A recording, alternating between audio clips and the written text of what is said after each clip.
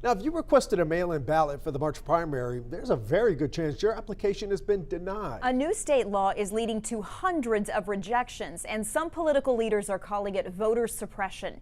Nearly half of the applications in Dallas and Tarrant County, North Texas's largest counties, have been tossed. Here's WFAA's Kevin Reese with why that's happening.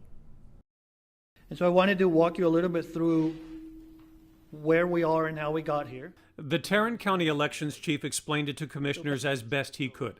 Because of SB 1 and the changes it brought to election law, there is now a new form for a mail-in ballot request, this time asking for a driver's license, a state ID number, or the last four of your social security number. If they miss that field because they're not used to putting in their social or their driver's license, that application is going to be rejected because it doesn't meet the new state law. He says upwards of 40% of those applications have been rejected so far, also because new registrations sometimes don't match the old ones.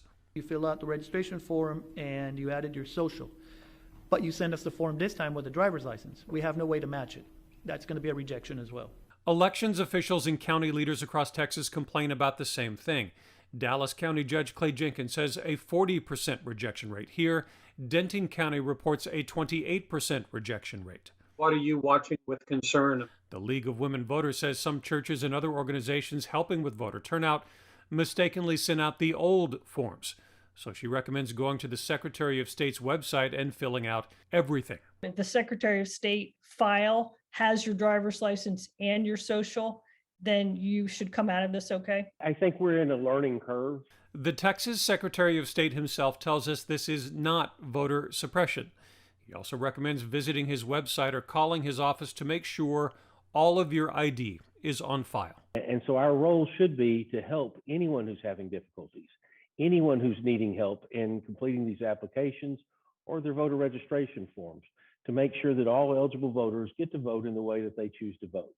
Voters finding hurdles as new laws and new forms are part of the process now. In Dallas, I'm Kevin Reese. We've got some important dates you need to keep in mind as we do head into the primary. January 31st is the last day to register to vote. Early voting starts Valentine's Day. February 18th is the last day to apply for a mail-in ballot. And March 1st is Election Day. We have all of these dates and a lot of other election information on WFAA.com.